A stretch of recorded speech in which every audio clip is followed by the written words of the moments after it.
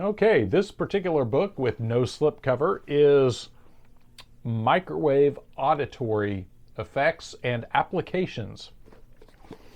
This is a very dry technical reading, so this is going to be a quick review because there's not a whole lot. There is a lot to say about this, but this is going to be pretty to the point. This is by James C. Lynn, Ph.D. Now, what this is a this was published in 1978, I believe. Let's see. 1978 by Charles C. Thomas is the publisher. So this is a technical exploration of the possible uses and applications of microwave auditory effect. Now, for the uninitiated, what that is what's sometimes referred to as voice-to-skull technology. That means the ability to project an auditory hallucination or make someone hear a voice in their head, or as described in this book, that has the sensation of coming from inside your head or just behind your head is the way the hallucination presents itself. And this auditory effect was originally discovered by a gentleman by the name of Alan Frey, who figured out that people who were wandering into the area of radar facilities, that sometimes the radar facilities with that microwave coming off the radar would, when it hit their head, their audio cortex would register that as audible sound, and they would hear it as a clicking sound. So, of course, as the militaries want to do, they thought, how can this be exploited? So they figured out that that could be modulated in such a way to produce an actual voices or sounds or whatever, that you could actually project sound directly to someone's audio cortex by way of a microwave beam. And that's what this book explores. It gets into all the frequencies and everything involved in that. Lots of good technical information if you are inclined to build yourself some kind of microwave auditory device. But one of the reasons I have this book in my library, or the main reason I have this in my library, is this is one of those things that, to the general public, the idea of projecting sound into someone's head is science fiction, the domain of science fiction stuff. That the idea that somebody would even think of that you could project a voice into someone's head from a distance, is, again, so far out of the realm of most people's thinking that they think that that's just not even remotely possible. So that's one of the reasons I have this book in my library, is to back up some of the other mind control books and patents I've seen that I'd just like to make certain for myself anyway, that I'm not just being fed a line from someone. So books like this, and I forget where I originally saw this cited. It was in one of the better mind control books I had. So I ran this down, and this is a good clinical exploration of the microwave auditory effect. And this has no conspiracy angle to it whatsoever. It's just merely explaining the technology, how it works, possible uses for it and all. And it's important to note that this is from 1978. So obviously this technology has been around for a while.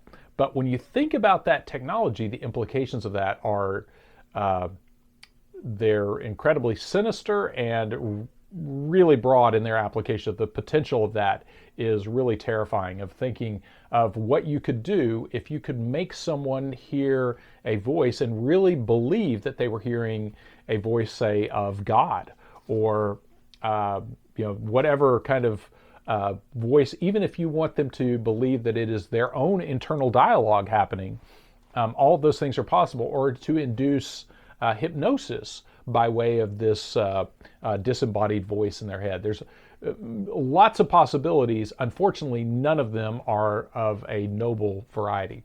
One of the interesting things about this is, at least in 1978 when this was published, was one of the side effects to this was the tests that they talk about in this were typically sending very short bursts of microwave energy to someone's head to make them hear very brief words and sounds.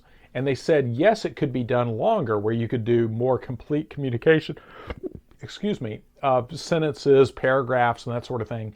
But the problem is the effects of the microwave beam being fired at somebody's head, that starts to become a problem.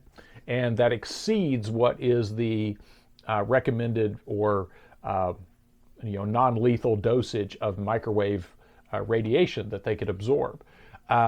Now, when you get into some of the research that I've covered on this channel of microwave hearing or voice to skull technology being used in mind control kind of applications for like programmed assassins and that sort of thing, obviously that the preservation of the subject is not a top priority. And that's a really important thing to consider when you're reading books like this. Is obviously they saw the danger of projecting, beaming microwave radiation at somebody's head. But if your end result is that the person is probably going to be neutralized anyway, then that's an acceptable cost. So anyway, I have this in my library mainly as kind of a proof text of that this is a very real, very terrestrial technology that has been in practice, has been in use, or at least has been considered for practical use since at least the mid-70s. So, and I think some of the patents in some of the books I have actually date back all the way to 1972.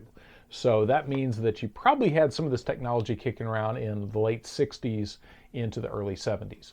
So anyway, Microwave Auditory Effects and Applications by James C. Lynn, Ph.D. And again, this is one I don't know how hard this is to get on Amazon. I can't remember where. I ran this one down, again, mainly because when I'm discussing this with people, kind of the newbies, as it were, the people that have not really stepped into this world, I like to be able to really back up my case to what I'm saying. And if I ever do get around to writing something on the subject, this is a really important text to back that up, to show that this was and is a very real electronic phenomenon that can be implemented for a wide variety of uses. Again, not all of them noble. Again, imagine for a second the power that you could have over a human being, especially with the use of aided with psychotropic drugs, of making them believe that they are actually hearing the voice of God, commanding them to do some kind of antisocial act. And you start getting into the jihadist kind of thinking of, if somebody really believes that their God is directing them to do this particular act, and especially if they're already a little off plumb to begin with, and then you heighten that susceptibility with psychotropic drugs, you could have very easily create a situation where someone could be programmed or encouraged to do some really barbaric things and believe that they're doing them for a noble purpose. So, and there's a lot of other mind control patents. I'll see what else I can get around to related to this subject. There's a lot of other supporting evidence for that, but I think this is a really important work in regards to just the supporting evidence for there being the use of this kind of technology for mind control application. And it's always interesting to see when you're looking at news stories of people who've committed mass shootings and things like that, and look for how many times you'll see when these people survive, how many times they report hearing a voice telling them to do the things they were doing. So, that's, I think, a really important thing. Once you know that technology exists, it takes a little bit of the mystery out of the some of these mass shooter events and things like that. There was one relatively recently, I think, that occurred down in Florida, where the guy was in his interrogation referring to some things that sounded very much like this microwave auditory effect. So anyway, there you have it. Microwave auditory effects and applications from 1978.